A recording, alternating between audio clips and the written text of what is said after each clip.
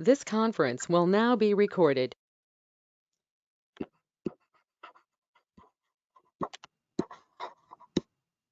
Modification of contract.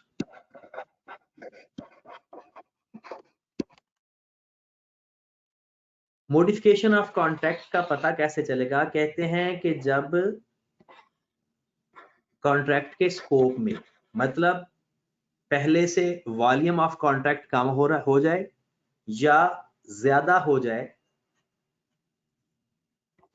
या उसकी price, मतलब ट्रांजैक्शन प्राइस की बात हो रही है, उसमें कोई चेंजिंग आए, या दोनों में कोई चेंज आ जाए, तो हम उसको समझेंगे मॉडिफिकेशन ऑफ कॉन्ट्रैक्ट। ठीक हो गया? और कहता है मॉडिफिकेशन ऑफ कॉन्ट्रैक्ट का फिर मतलब ये हुआ कि वो सेपरेट कॉन्ट्रैक्ट समझे जाएंगे। ठीक है? वो क्या समझे जाएंगे? स्कोप चेंज हो जाए, प्राइस चेंज हो जाए, तो पहले जो कॉन्ट्रैक्ट है वो और कॉन्ट्रैक्ट होगा, जो आने वाला कॉन्ट्रैक्ट बनेगा वो और कॉन्ट्रैक्ट होगा। हमने उनको कंबाइंड नहीं करना। मेन मॉडिफिकेशन ऑफ कॉन्ट्रैक्ट को पढ़ने का मकसद कि ऐसा कॉन्ट्रैक्ट जिसका स्कोप, प्राइस या दोनों में चेंजिंग आए, हमने उनको सेपरेट कॉन्ट्रैक्ट समझना है, उसको कंबाइन नहीं करना। ओके होगी बात? चलें जी, अब सेपरेट करने के आगे दो तरीके हैं।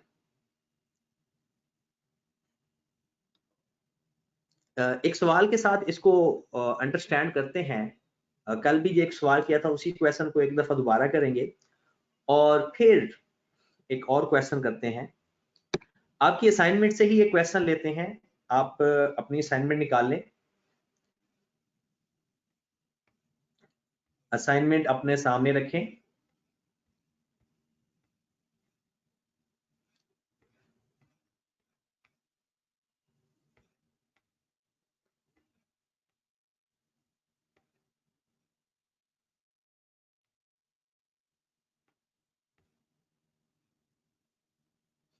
ये जनाब मॉडिफिकेशन ऑफ कॉन्ट्रैक्ट की दो एग्जांपल्स हैं।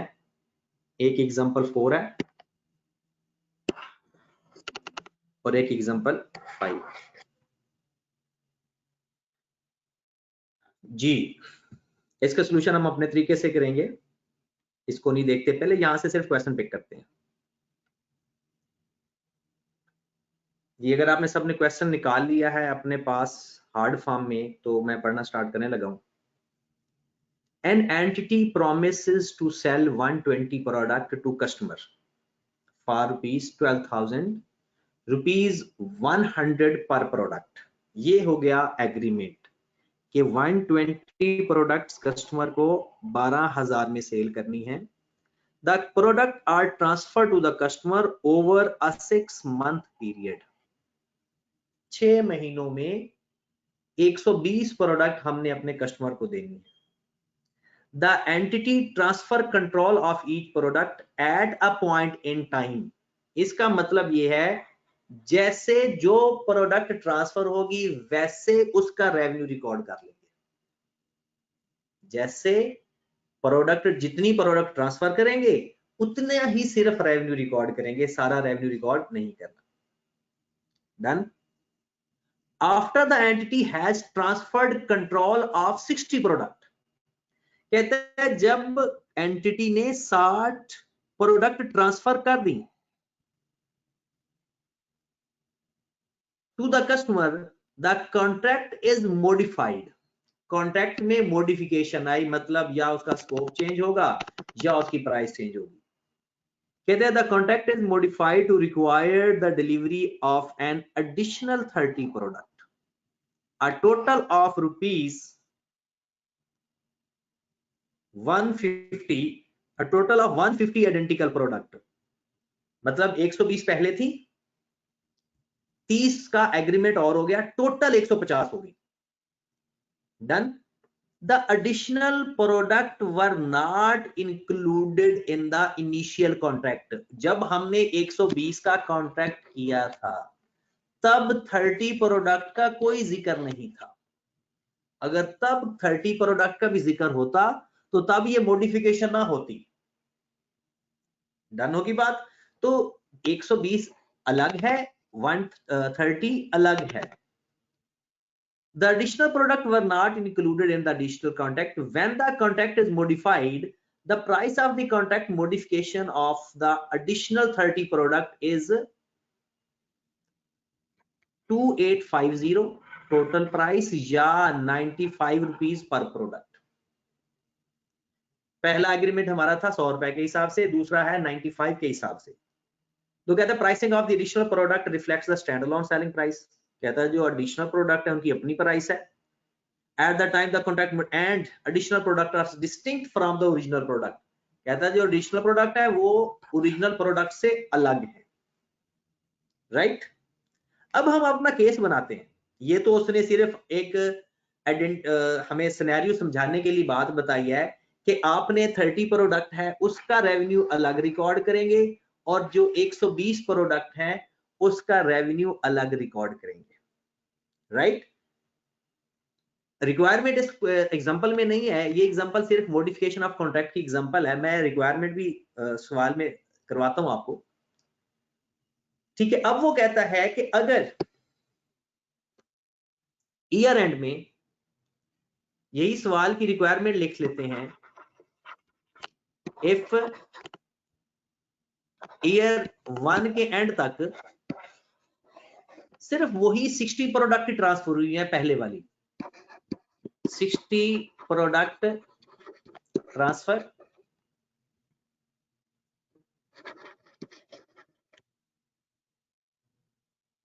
फिर ईयर 2 के एंड पे 60 प्रोडक्ट है एट द रेट ऑफ 100 वाली। ईयर 2 में हमने देखा कि 60 product at the rate of 100 वाली ट्रांसफर हो गई और 30 product at the rate of 95 वाली भी ट्रांसफर हो गई। हमने यही देखा कि ईयर 2 में सारी प्रोडक्ट ट्रांसफर हो गई। अब हमने रेवेन्यू कैसे रिकॉग्नाइज करना है?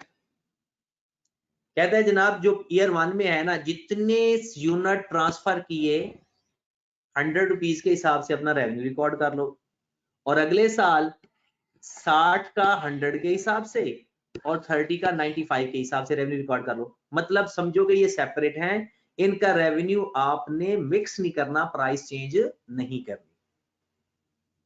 ओके होगी बात? तो अगर हम इसकी इंग्लिश लिखना चाहें, स्टेटमेंट फॉर्म में इसका आंसर देना चाहें, तो ईयर 1 के एंड पे revenue will be recognise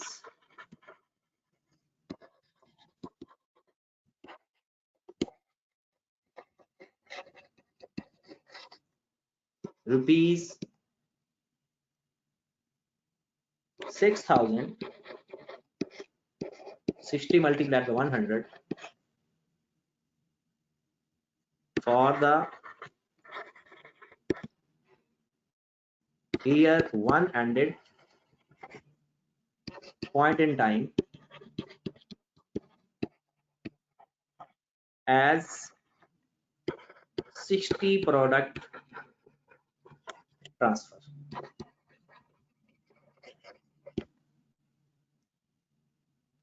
At the end of year 2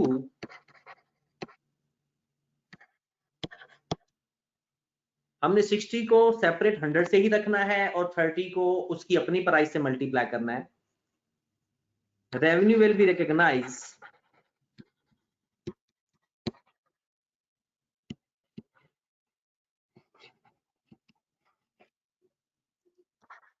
rupees, working कर लें चाहे यहां पर ही कर लें, 60 multiplied by 100 plus 30 multiplied by 95, total amount बता दें कितनी बनेगी?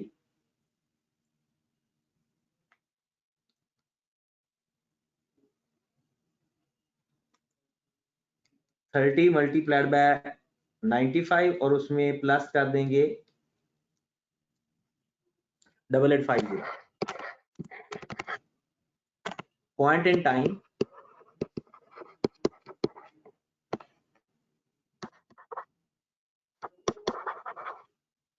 as 60 and 30 product transfer.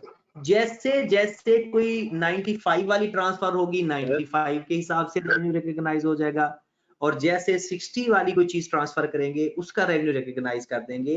हमने इनको मिक्स नहीं करना।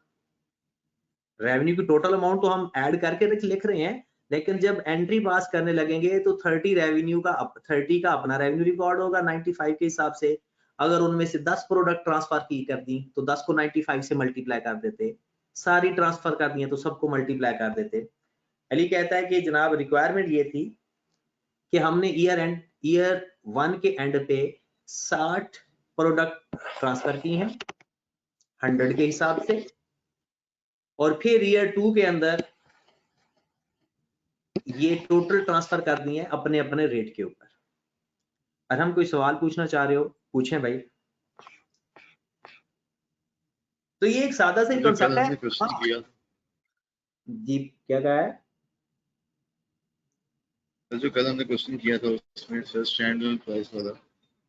हाँ जी सर उसमें जो पहले जो पहले वाली स्टैंडर्ड प्राइस निकाली थी वो तो सर हमने माइनस नहीं की थी उसमें से। जैसे सर इसमें जो 30 प्रोडक्ट हम बाद में सेल कर रहे हैं उनका अलग से रेवेन्यू रिकॉर्ड करें। मेरी बात सुने, ये कॉन्ट्रैक्ट ही और है, एक कॉन्ट्रैक्ट नहीं है ना, ये दो सेपरेट कॉन्ट्रैक्ट है। मॉडिफिकेशन है ना, ये दो सेपरेट कॉन्ट्रैक्ट हैं, इनको सेपरेट ही रखना है।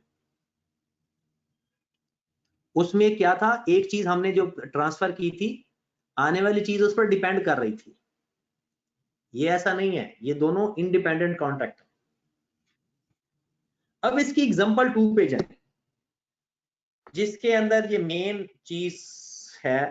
वो आपको ये स्टेटमेंट बहुत लेंथी नजर आएगी, लेकिन है ये काम की बात, इसमें सिर्फ दो ही हैं। सॉल्यूशन भी आपको इतना ज्यादा क्योंकि स्टेटमेंट फॉर्म में लिखा हुआ है तो हम इसको सेपरेट करके देखते हैं। लिखा हुआ है एंटिटी प्रॉमिस करता है, वही सवाल है कि 60 प्रोडक्ट 120 प्रोडक्ट ट्रांसफर करनी है 12,000 की। कहते हैं the product are transfer to the customer over a 6 month period same. The entity transfer control of each product at a point in time. After the entity has transferred control of 60 product to the customer, the contract is modified to require the delivery of an additional 30 product. Total 150 हो गई। The additional 30 products were not included in the initial contract. Done? कहते हैं अब यहां से आगे सवाल शुरू हो रहा है। During the process of negotiation,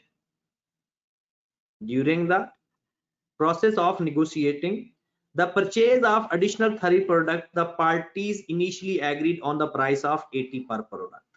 लो जनाब, जो पिछली 120 है उसका रेट 100 रुपया है, जो अगली 30 का एग्रीमेंट हुआ है वो 80 रुपए है। यहां तक अगर क्वेश्चन होता तो यहां पर हम इन दोनों को अलग रखते, राइट? अब आगे देखें, कहता है however the customer discovered that the initial 60 product transfer to the customer contained minor defects that were unique to those delivered product. बात समझ लगी? कहता है जब हमने दूसरा एग्रीमेंट कर रहे थे, हमारे कस्टमर ने जो ऑलरेडी 60 प्रोडक्ट ट्रांसफर हो चुकी हैं उनमें एक माइनर सा डिफेक्ट निकल आया। डन? ओके होगी बात? चलें जी नेक्स्ट पे देखते हैं। अब वो कॉन्ट्रैक्ट चेंज हो रहा है। However, the customer discovered that the initial 30 product transfer to the customer contain minor defect that were unique to those delivered product. The entity promises to partial credit ₹15 per product to compensate the customer for the poor quality of those product. उसने कहा जनाब जो मैंने आपको 60 पहले चीजें भेज दी हैं, हर चीज पर मैं आपको 15 रुपए का क्रेडिट दे देता हूं। मतलब 900 का रेवेन्यू वो अपना कम कर रहा है। 900 कहता है कि जनाब ऐसा कर लेते हैं कि जो आपको मैं चीजें ट्रांसफर कर चुका हूं उसमें से आप 900 रुपया ना दें। डन? अब जरा आगे देखें, जो मेन काम है The entity and the customer agree to incorporate the credit of 900 into the price that the entity charged to the additional 30 product. ये चीज है सारी, कहते हैं that in entity charged for the additional 30 product. यहां से बात क्लियर हुई? कहता है जनाब अगर वो 60 प्रोडक्ट में डिफेक्ट निकल आया, कहते हम ऐसा करते हैं कि जो आने वाली प्रोडक्ट हैं उसमें हम आपको 15 रुपए का क्रेडिट दे देते हैं। डन। कहते हैं consequently the contract modification specify that the price of additional 30 product is 1500 or 50 per product. ये तो ऐसी बातें लिखी हुई हैं। The price comprises the agreed price, वो सारी वही बातें हैं कि उसको जो 30 प्रोडक्ट के ऊपर क्रेडिट मिलना है वो कैसे मिलना है, ये बात होगी खत्म। अब हम रिक्वायरमेंट पे आते हैं। ये तो एग्जांपल समझाने के लिए लिखी हुई है, हम इसकी एक रिक्वायरमेंट लिखते हैं। सपोज दैट मंथ के हिसाब से ले लेते हैं, मंथ फर्स्ट, उसमें हमने 60 प्रोडक्ट ट्रांसफर कर चुके थे। डन। यहां से हमारा कॉन्ट्रैक्ट मॉडिफाई हो गया और कॉन्ट्रैक्ट मॉडिफिकेशन के अंदर हमने 15 रुपए का क्रेडिट भी देना है और वो चार्ज करना है आने वाली एडिशनल 30 प्रोडक्ट के अंदर।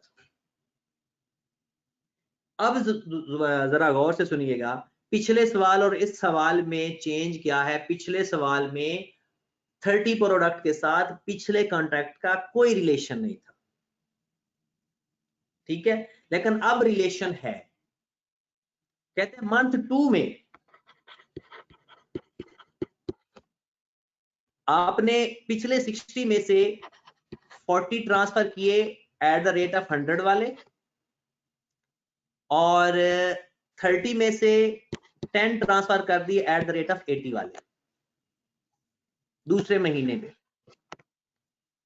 तीसरे महीने पे आ जाते हैं, टोटल 6 महीने है ना, हम 3 महीनों पे कर लेते हैं। 10 यूनिट ट्रांसफर किए 100 वाले। 40 वाली बात कहाँ लिखी है? तो ये हम रिक्वायरमेंट बना रहे हैं, ये बात कहीं नहीं लिखी हुई, ये अब हम अपना क्वेश्चन कर रहे हैं। वो तो एग्जांपल खत्म हो गई ना, एग्जांपल में रिक्वायरमेंट नहीं थी, वो सिर्फ एग्जांपल अंडरस्टैंडिंग के लिए थी। हम कहते हैं कि अगर मंथ 1 पे वो 60 यूनिट ट्रांसफर किए थे 100 वाले, मंथ 2 पे 40 यूनिट हमने 100 वाले ट्रांसफर किए और 10 यूनिट 80 वाले, और मंथ 3 पे 10 यूनिट 100 वाले और 5 यूनिट 80 वाले। बस 3 महीनों की बात कर लेते हैं।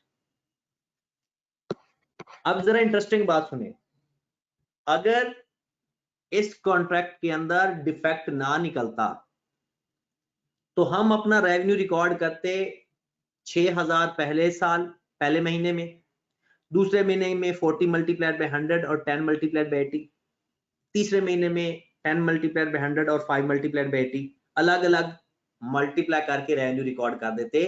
लेकिन अगर अब्दुल मोइज कह रहा है, कहते सर 80 कैसे आया, ये क्वेश्चन के अंदर गिवन है, जो नया कॉन्ट्रैक्ट है उसकी वैल्यू क्वेश्चन के अंदर गिवन है, ठीक है। चलें जी, अब हमने जब रेवेन्यू रिकॉग्नाइज करना है ना, तो एक बात याद रखें, वो कहता है कि आप जो बात अब इस मॉडिफिकेशन के अंदर है, कहता है कि जब आपने 60 यूनिट ट्रांसफर कर दिए, उसके बाद आने वाले कॉन्ट्रैक्ट के अंदर आपस में इंटरलिंक है, तो आप एक एवरेज प्राइस फाइंड करें और उसके ऊपर रेवेन्यू रिकॉर्ड करें। कहता है जब भी मॉडिफिकेशन ऑफ कॉन्ट्रैक्ट के अंदर पिछले कॉन्ट्रैक्ट का आने वाले कॉन्ट्रैक्ट के साथ रिलेशन बने, तो आपने पिछला कॉन्ट्रैक्ट जहां तक चीजें डिलीवर हो चुकी हैं वो खत्म करो, आने वाला जो कॉन्ट्रैक्ट है उसके बाद जो नया कॉन्ट्रैक्ट आप बना रहे हो उसकी एवरेज प्राइस फाइंड करो। फाइंड करने ये का एडिशनल 30 प्रोडक्ट्स वाला जी, ये एडिशनल 30 प्रोडक्ट्स वाला जो नया कॉन्ट्रैक्ट है उसकी बात कर रहे हैं। हाँ जी।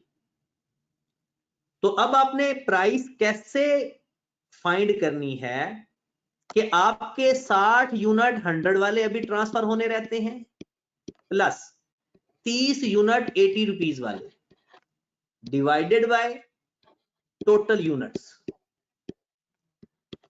यानी जो पहले कॉन्ट्रैक्ट 60 जो ट्रांसफर हो चुके हैं वो हो चुके हैं, 120 में से जो बाकी 60 बचते हैं उन यूनिट की प्राइस प्लस 30 यूनिट की price divided by total remaining units.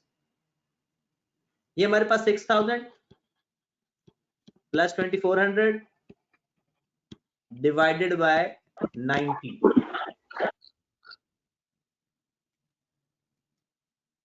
कितनी अमाउंट आ गई जनाब?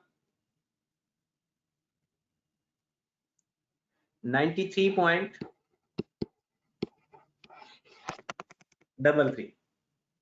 तो अब जनाब वो कहता है कि अगर ये इंटरडिपेंडेंस का चक्कर आ जाए तो अब आपने इस 100 और 80 को छोड़ के आपने इस 40 को भी 93 के हिसाब से, 10 को भी 93 के हिसाब से, फिर यहां पर भी जो जो यूनिट आपके आ रहे हैं आपने एवरेज प्राइस के ऊपर रेवेन्यू रिकॉग्नाइज करना है, अलग अलग प्राइस पे रेवेन्यू रिकॉर्ड नहीं करना। आपका पिछला कॉन्ट्रैक्ट खत्म हो गया, अब नया कॉन्ट्रैक्ट एवरेज प्राइस के साथ चलेगा।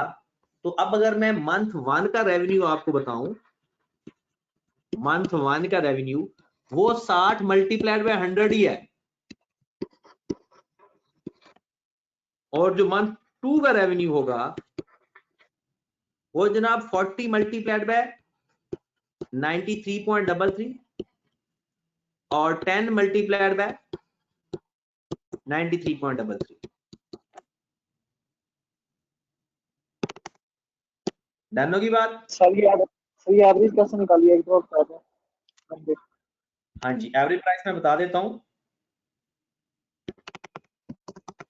एवरेज प्राइस आपने ये देखना है कि आपके कितने यूनिट्स बाकी 100 वाले रहते हैं और नया प्रोडक्ट आपका 80 वाला है। ये आ गई जो रिमेनिंग 60 यूनिट है उसकी प्राइस, और ये आ गई जो 30 एडिशनल है क्योंकि उसमें हमने क्रेडिट देना है, ये उसकी प्राइस। डिवाइड हम कर देंगे 30 प्लस 60 पे, मतलब टोटल यूनिट्स पे, total price divide by total units, तो एवरेज प्राइस आ गई। तो मंथ 2 में हमने जो अपना रेवेन्यू रिकॉर्ड करना है 93.33 मल्टीप्लाइड बाय 40, 3613.2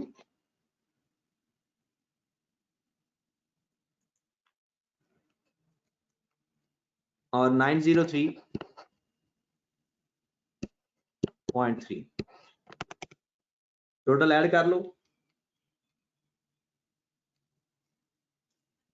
4516.5। ये हमारे अगले महीने का रेवेन्यू बनेगा।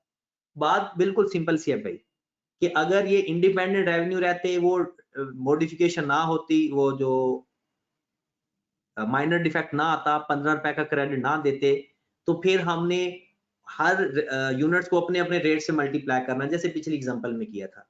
लेकिन अगर कोई इस किस्म की इंटरडिपेंडेंस आने वाले फ्यूचर कॉन्ट्रैक्ट में आ जाए तो हम क्या करते हैं कि पिछला कॉन्ट्रैक्ट जो ट्रांसफर हो चुका था उसका उसी तरह रेवेन्यू, और नया रेवेन्यू हम एवरेज प्राइस लेकर करेंगे।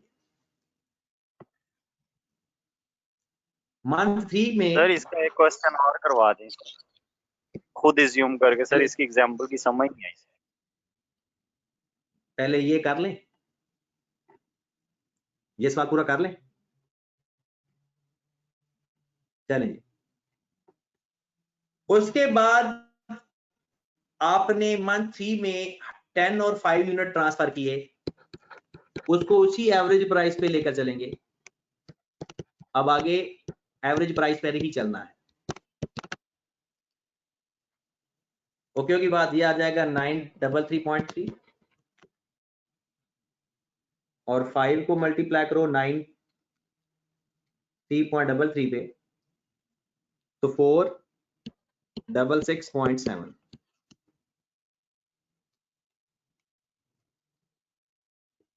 ये टोटल ऐड करके हो गया 1400। ये हमारे तीसरे महीने का रेवेन्यू आ जाएगा।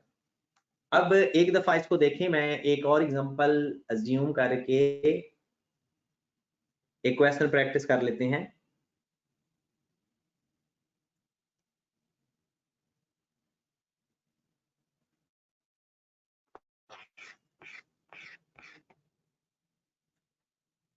सपोज दैट आदिल ने कहा है कि सर मंथ 1 पे हम क्यों नहीं आए एवरेजली। आदिल भाई वो मंथ 1 वाला कॉन्ट्रैक्ट तो पहले ही खत्म, यानी 60 प्रोडक्ट हम ट्रांसफर कर चुके थे। 60 प्रोडक्ट हम पहले ही ट्रांसफर कर चुके थे, ठीक है। उसके बाद ये नई बात का जिक्र हुआ है। 60 प्रोडक्ट हम पहले ही ट्रांसफर कर चुके थे, ये बाद में जब 30 एडिशनल आया है कॉन्ट्रैक्ट हमारा, तो तब हमें पता चला कि पिछले कॉन्ट्रैक्ट के अंदर कोई माइनर सा डिफेक्ट था, ठीक है। अब जो इसको जरा मजीद यहां से रीड करना है, एक दफा इसका सॉल्यूशन रीड करोगे तो ये चीजें आपको मजीद ये अब समझ लगेंगी। मेन सिंपल ये था कि हमने आने वाला कॉन्ट्रैक्ट जो है था वो एवरेज प्राइस पे लेना है। अब इसमें थोड़ी सी एक दफा थ्योरी पढ़ लो, जो इसकी थ्योरी की कुछ चीजें रह गई हैं। स्टेप 2 हमारा कंप्लीट हो चुका है। पेपर में ये सवाल भी एक दफा आया हुआ है, पास्ट पेपर में। कहता है जी परफॉर्मेंस ऑब्लिगेशन क्या क्या हो सकती हैं, कोई से 6 एग्जांपल बताओ। ये पेपर में सवाल आया।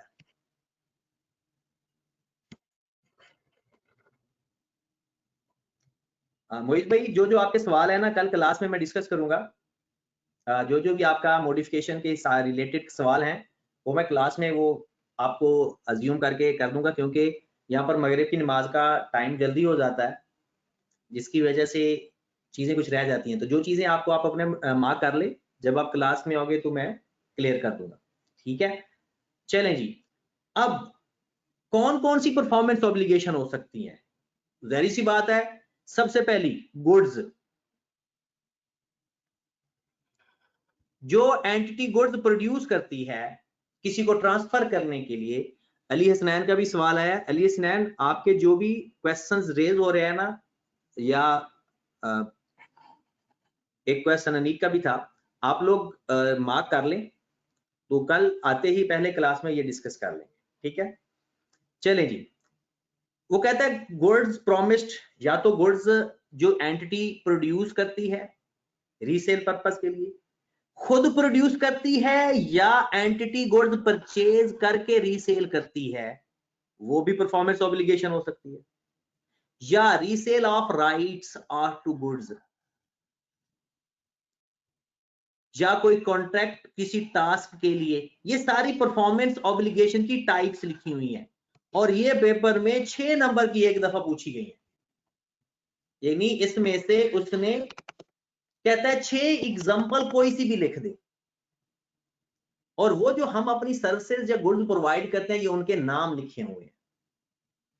ओके की बात, ये क्वेश्चन आप लोग कर चुके हो पहले, ये पेपर में सवाल आया हुआ है। ये अभी जब पास पेपर का एक प्रैक्टिकल पोर्शन है ना, वो कहता है जी ट्रांजैक्शन प्राइस क्या है और ये किस किस तरह से हो सकती है। ये एज इट इज सवाल पेपर में आया हुआ। ओके होगी बात। इसके बाद ये चीजें हमने डिस्कस कर ली हैं।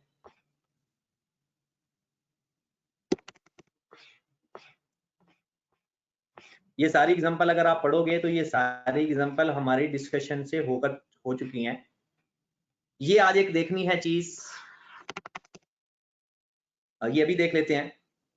कहते हैं अगर स्टैंड अलोन सेलिंग प्राइस सब प्रोडक्ट की ना बताई हुई हो तो क्या करेंगे। इसकी एग्जांपल इस असाइनमेंट में नहीं है, वो मैं आपको करवा देता हूं सबकी एक एक एग्जांपल, ठीक है। ये होल्ड करें, इसको एंड पे करते हैं।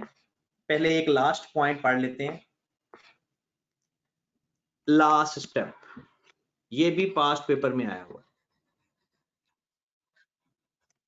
कहता है आपने लास्ट स्टेप पढ़ा था कि रेवेन्यू रिकॉग्नाइज व्हेन और as entity satisfy performance obligation. इसको इलैबोरेट करें। कब रेवेन्यू रिकॉग्नाइज करेंगे। अब वही लाइन उसने लिखी हुई है, रेवेन्यू इज रिकॉग्नाइज्ड व्हेन और as the obtain control of the goods और सर्विसेज। कहता है कि जब आने वाला कस्टमर अपनी गुड्स का कंट्रोल संभाल लेगा, हम अपना रेवेन्यू रिकॉग्नाइज कर लेंगे। और पेपर में सवाल क्या आया था कि बताओ कि पता कैसे चलेगा कि कंट्रोल ट्रांसफर हो गया है। ये सवाल आया था पेपर में, और ये इंडिकेटर लिखने थे पेपर में कि इन 5 में से कोई काम भी हो जाए तो पता चल जाएगा कि जनाब कंट्रोल ट्रांसफर हो गया। कहता है कि रेवेन्यू कब रिकॉग्नाइज करना है, जब गुड्स का कंट्रोल दूसरी कस्टमर के पास चला जाएगा। और कस्टमर के पास कंट्रोल कब जाएगा, ये पेपर में पूछा गया था। ये 5 पॉइंट्स। सबसे पहला, the entity has present right to payment for the asset. जब एंटिटी का वो जो कंसिडरेशन है, जो अमाउंट है, उसका राइट बन जाएगा, इसका मतलब है एंटिटी ने अपनी गुड्स ट्रांसफर कर दी, उसके पास कंट्रोल चला गया। कस्टमर के पास लीगल टाइटल चला जाए, फिजिकल पोजेशन चली जाए। अब देखें, exception for bill and holding agreement, ठीक है। The customer has significant risk and reward of the ownership of the asset. और लास्ट में है the customer has accepted the asset, कि कस्टमर एसेट एक्सेप्ट भी कर ले। तो इनमें से कोई भी एक काम पूरा हो जाए, हाँ इनमें एक्सेप्शंस हैं, इनमें एक्सेप्शंस भी हैं। जैसे बिल एंड होल्डिंग एग्रीमेंट में पोजेशन नहीं जाती, लेकिन बाकी राइट्स चले जाते हैं, तो तब भी हम रेवेन्यू रिकॉर्ड कर लेते हैं।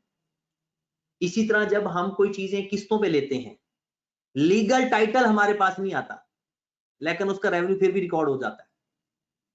एक्सेप्शंस हैं कुछ, लेकिन ओवरऑल इसमें कोई भी काम पूरा हो जाए तो हम रेवेन्यू रिकॉग्नाइज कर लेते हैं, हमें पता चल जाएगा कि कंट्रोल ट्रांसफर हो चुका है। डन। बाकी ये नीचे हमने सारा पढ़ लिया है। इसमें ये कॉन्ट्रैक्ट कॉस्ट, ये कल का लेक्चर है हमारा, कल हम पास पेपर करने हैं, और ये कुछ चीजें बेसिक्स ही हैं। 5 मिनट का ये लेक्चर होगा कल का, लेकिन आज हमारा लेक्चर है इसके ऊपर, स्टैंड अलोन सेलिंग प्राइस के ऊपर, कि अगर ना बताई हो क्वेश्चन के अंदर तो इन 3 मेथड्स के जरिए हम देखेंगे। 3 मेथड्स के जरिए कि अगर आपको क्वेश्चन के अंदर स्टैंड अलोन सेलिंग प्राइस का ना पता हो, नंबर 1 कहता है मार्केट असेसमेंट अप्रोच इस्तेमाल कर लो।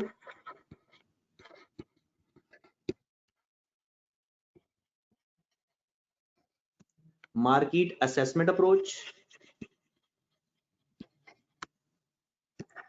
या मार्कअप मार्जिन अप्रोच, ये आपको अब पता है। और सीपीएस जिसे आप कहते हो, cost is equal to cost plus profit is equal to sale, कि आपको वो सेल प्राइस नहीं गिवन होगी, बल्कि वो बता देगा इतनी इसकी कॉस्ट है, इतना मार्कअप या मार्जिन है। तो ये आप लोगों को पहले ही आता है। और तीसरे नंबर पर है residual approach.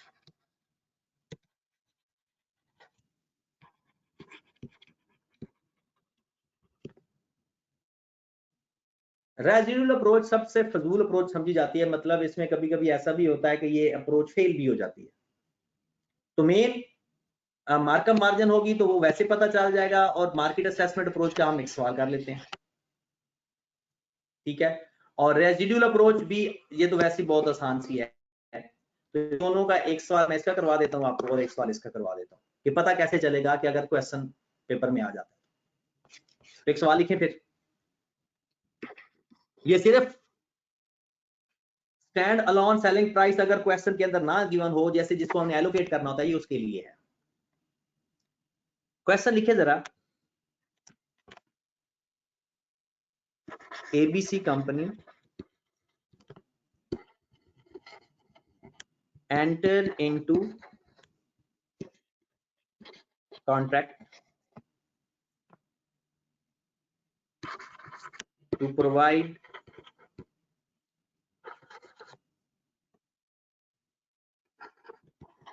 a cell phone with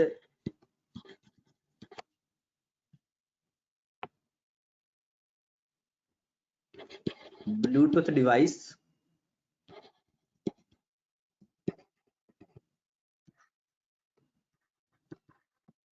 and power bank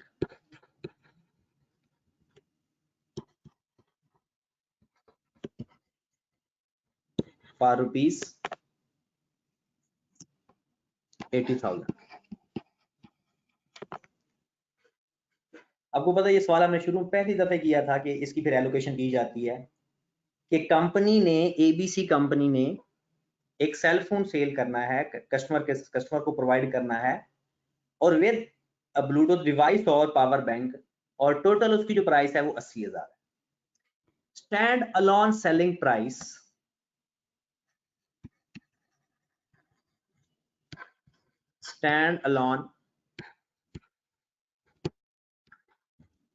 selling price is of cell phone is rupees 70,000 and Bluetooth device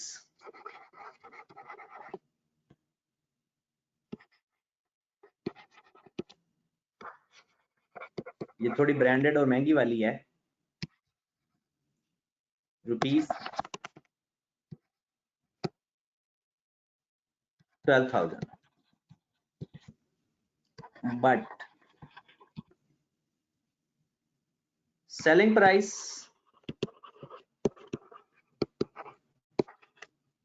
of power bank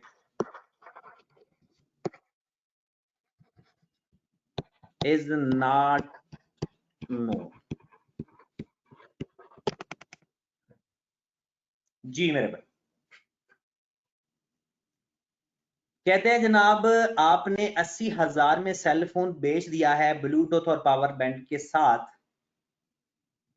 stand alone selling price अगर तीनों की गिवन होती तो हम सबको अलग अलग एलोकेट कर लेते, लेकिन अगर क्वेश्चन के अंदर स्टैंड अलोन सेलिंग प्राइस नहीं बताई हुई तो फिर तीन तरह की कोई ना कोई उन तीनों में से एक अप्रोच लगेगी, या मार्केट असेसमेंट अप्रोच, या वो मार्जिन और मार्कअप दे देगा और उसकी कॉस्ट दे देगा, हम खुद सीपीएस अप्लाई करके उसकी सेल फाइंड करके वो स्टैंड अलोन सेलिंग प्राइस बना लेंगे, या फिर रेजिडुअल अप्रोच चलेगी। इस क्वेश्चन के अंदर ना रेजिडुअल अप्रोच चल सकती है, वो क्यों नहीं चल सकती वो अगली अप्रोच में जाकर देखेंगे, और मार्कअप और मार्जिन गिवन नहीं है। तो फिर मार्केट असेसमेंट अप्रोच का हम सिनेरियो बनाते हैं, कहते हैं price of similar power bank of another company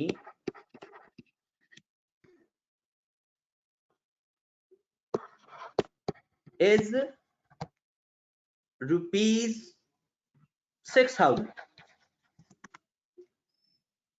and ranking of that company is 4 stars out of 5।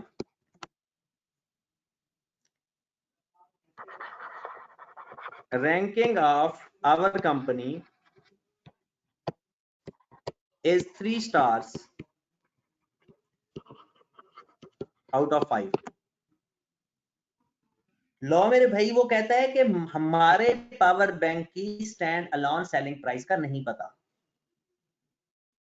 लेकिन जैसे हमारा पावर बैंक है, जिस स्पेसिफिकेशन वाला हमारा पावर बैंक है वो मार्केट के अंदर 6,000 का मिलता है।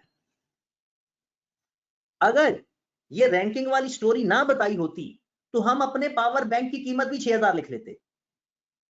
अगर ये रैंकिंग वाली स्टोरी ना बताई होती तो हम 6000 उसकी स्टैंड अलोन सेलिंग प्राइस समझ लेते, राइट।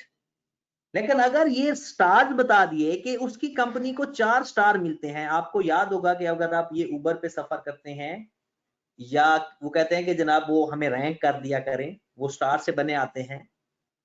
जब भी हम कोई ऐप खोलते हैं तो उसके रिव्यूज में उसकी स्टार भी रैंकिंग भी बताई होती है। तो कहते हैं उसकी कंपनी के 4 स्टार है आउट ऑफ 5 और हमारी कंपनी के 3 है। तो फिर देखिएगा जनाब, हम इस स्टैंड अलोन सेलिंग प्राइस में से अपनी सेलिंग प्राइस कैसे फाइंड करेंगे।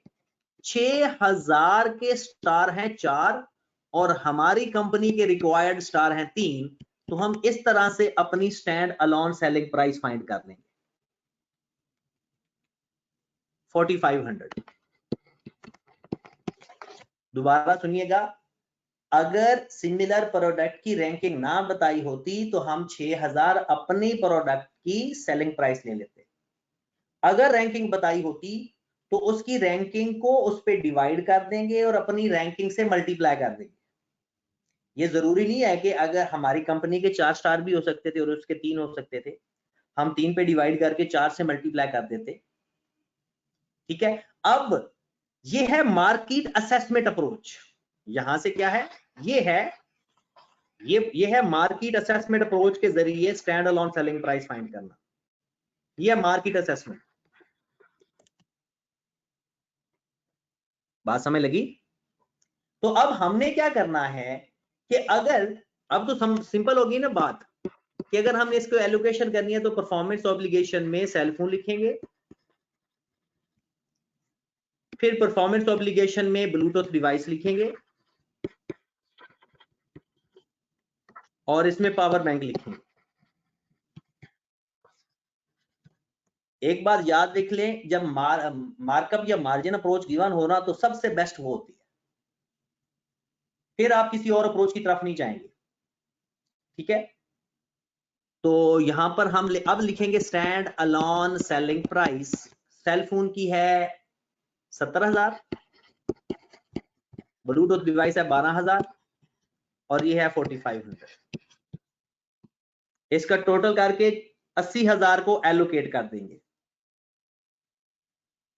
इसका टोटल करके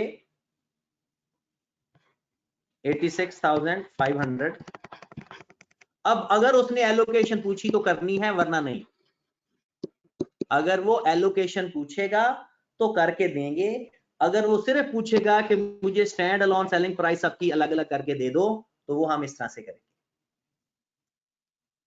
क्लियर होगी बात। एलोकेशन तो आपको पता है बहुत आसान सी है, 80,000 हमारी ट्रांजैक्शन प्राइस है ओवर 86,500, 70,000 से मल्टीप्लाई करेंगे तो सेल फोन का, 12,000 से मल्टीप्लाई करेंगे तो ब्लूटूथ का और 4500 से मल्टीप्लाई करेंगे तो पावर बैंक का, राइट। क्लियर होगी बात। ये था मार्केट असेसमेंट अप्रोच कि मार्केट में इस जैसी कोई प्रोडक्ट अवेलेबल है तो उसका रेट उठाकर कर लो। मार्जिन मार्कअप आपकी प्रैक्टिस वैसे है, मैं अप्रोच बता देता हूं रेजिड्यूअल अप्रोच।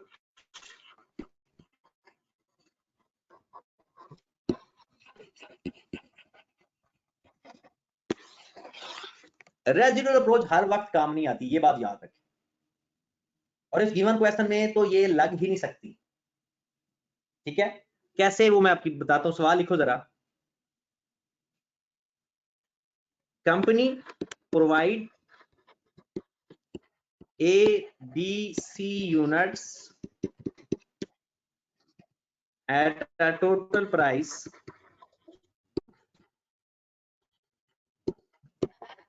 ₹120,000। कंपनी ने प्रोवाइड करने हैं ABC यूनिट्स, टोटल प्राइस है 1,20,000। गॉट इट जी। अब स्टैंड अलोन सेलिंग प्राइस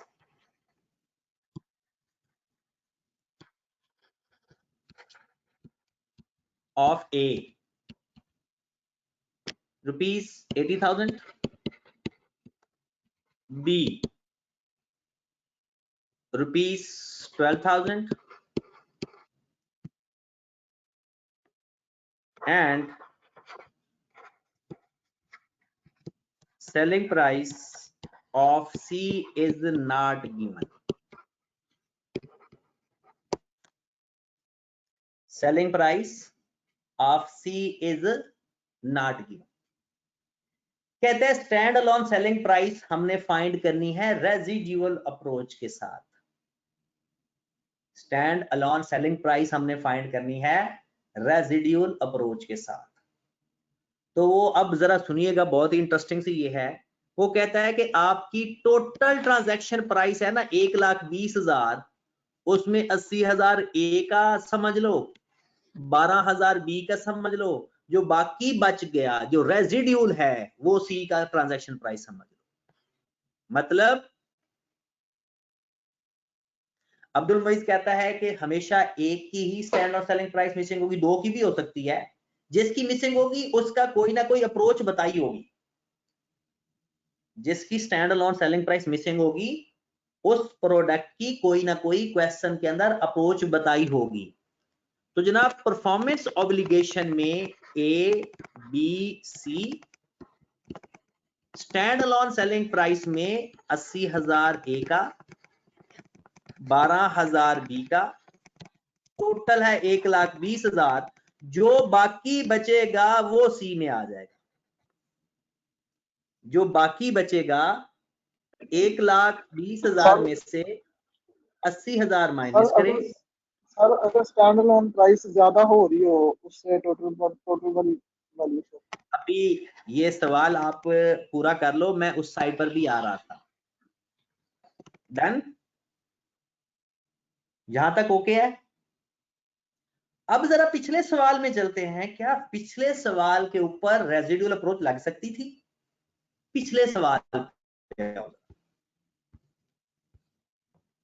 हमारी टोटल ट्रांजैक्शन प्राइस थी 80,000 और दो की थी 82,000। तो जब दो की stand alone selling price overall transaction price से ही ज्यादा हो जाए तो कभी भी किसी की सेलिंग प्राइस आपने नेगेटिव नहीं लिखनी। तो आप ये अप्रोच इस्तेमाल ही नहीं करोगे फिर रेजिड्यूल अप्रोच। रेजिड्यूल अप्रोच सिर्फ एक सूरत में इस्तेमाल हो सकती है कि जब ये उसकी जो रेजिड्यूल अमाउंट है वो पॉजिटिव आ रही हो। अगर ये नेगेटिव आएगी तो ये अप्रोच हम इस्तेमाल ही नहीं करेंगे। फिर हम मार्केट असेसमेंट की तरफ जाएंगे या मार्कअप मार्जिन अप्रोच की तरफ जाएंगे। और इसका सबसे बड़ा फायदा इसको एलोकेट नहीं करना पड़ता। इन सब का ये रेवेन्यू है अपना अपना। क्योंकि अगर हम इसको 1,20,000 को 1,20,000 पे ही डिवाइड करेंगे तो आंसर 1 आएगा और 1 को जिससे मल्टीप्लाई करें वही आएगा। तो ये था स्टैंड अलोन सेलिंग प्राइस को आइडेंटिफाई करने का तरीका कि अगर रेजिडुअल अप्रोच काम नहीं कर रही तो हम किसी और अप्रोच की तरफ मूव करेंगे या मार्केट असेसमेंट अप्रोच करेंगे। सवाल में वो पेपर में दे सकता है कि आप इसमें रेजिडुअल अप्रोच अप्लाई हो सकती है या नहीं। तो अगर अप्लाई हो सकती है तो हम कहेंगे कि यस इसमें ये इसकी स्टैंड अलोन सेलिंग प्राइस है, और अगर नहीं तो हम कहेंगे कि यहाँ पर स्टैंड अलोन सेलिंग प्राइस नहीं अप्लाई हो रही, हम इसके लिए मार्केट असेसमेंट अप्रोच को फॉलो करेंगे या मार्कअप एंड मार्जिन अप्रोच। ठीक है जनाब, तो ये सवाल आपके असाइनमेंट में नहीं है तो काइंडली आप ये नोट करवा लीजिए। अब आपका जो क्वेश्चन वाइज टाइप चीजें हैं वो ऑलमोस्ट खत्म हो गई हैं। अब हमारे पास ये एक incremental obtaining cost of contract है, ये कल हम सीखेंगे इंशाल्लाह।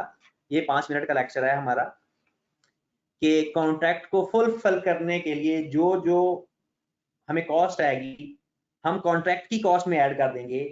वही जो IAS 16 में पढ़ा था कि कुछ चीजें हैं कॉन्ट्रैक्ट की कॉस्ट में ऐड होती हैं, कुछ चीजें एक्सपेंस में चली जाती हैं, और अगर कॉन्ट्रैक्ट 1 साल से ज्यादा हो तो हमें उसे अमोर्टाइज भी करना पड़ता है। ये एक चीज हम इंशाल्लाह कल पढ़ेंगे और कल फिर हम कोशिश करेंगे कि पास पेपर भी करें। ठीक है मेरे भाई, ओके जी, अल्लाह हाफिज।